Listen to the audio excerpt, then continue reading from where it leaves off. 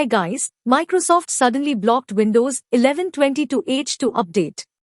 Let's see details about the block. Guys, please subscribe my channel and share to your friends. Microsoft published the known issues found in the initial rollout of Windows 11 2022 and it's placing a temporary block on affected devices. Number 1. Microsoft lists the Windows 11 2022 known issues.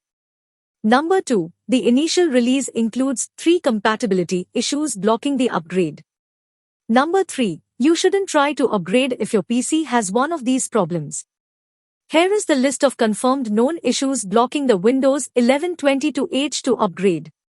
Copying files shortcuts using group policy preferences might not work as expected. Files or shortcuts might not copy or copy as zero-byte files when using group policy preferences on client devices.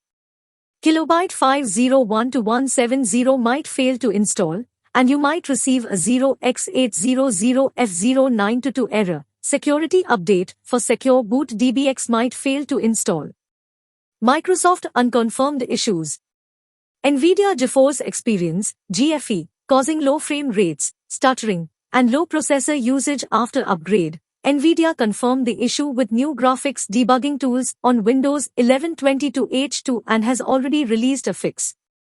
Guys, please subscribe my channel and share to your friends.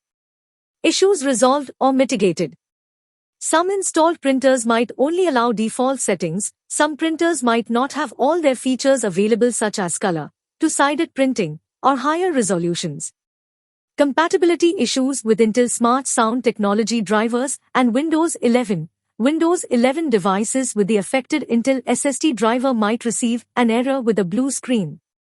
Microsoft introduced a new group policy, configure RPC connection settings. Its default settings prevent the operating system discovers network printers. So it removes all remote printers and fails to add them back. Switching the new policy to RPC over named pipes fixes the issue.